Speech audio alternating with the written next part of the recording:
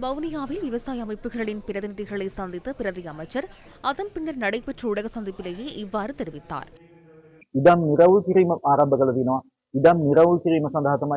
காணி பிரச்சனையை தீர்க்கும் வேலை திட்டத்தை ஆரம்பித்துள்ளோம். வடமாகாணத்தில் உள்ள காணி பிரச்சனையை தீர்ப்பதற்காகவே அந்த வர்த்தமானி வெளியிடப்பட்டது. அதற்கு டிஎன்ஏ எதிர்ப்பு தெரிவித்தது. சுமந்திரன் இதற்கு எதிராக நீதிமன்றத்தை நாடியுள்ளார்.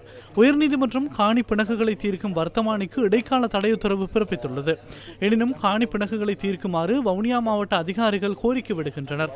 எனவே வவுனியா மாவட்டத்தில் காணி பிணக்குகளை தீர்ப்பது தொடர்பில் மக்களை தெளிவுபடுத்த எதிர்பார்க்கின்றோம். இது தொடர்பான புரிதலை ஏற்படுத்தி காணி பிணக்குகளை தீர்த்து இந்த வேலை திட்டத்தை ஆரம்பிக்க எதிர்பார்க்கின்றோம். சாதாரண மக்களுக்கு காணியை பெற்றுக் கொடுப்பதே எமது நோக்கமாகும்.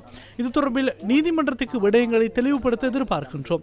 காணி பிணக்குகள் மற்றும் மக்களுக்கு காணிகளை பகிர்ந்தளிக்கும் வேலை திட்டத்தை எவ்வாறு ஆரம்பிப்பது என்பது தொடர்பில் கௌரவ நீதிமன்றத்தின் அனுமதியை பெற்றுக்கொள்ள எதிர்பார்க்கின்றோம்.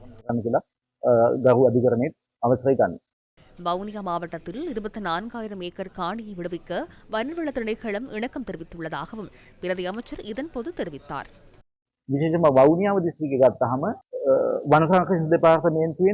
விசேடமாக வவுனியா மாவட்டத்தை பொறுத்தவரையில் 24,000 ஏக்கர் காணிகளை விவசாயிகளுக்காக விடுவிக்க வனவள திணைக்களம் இணக்கம் தெரிவித்துள்ளது.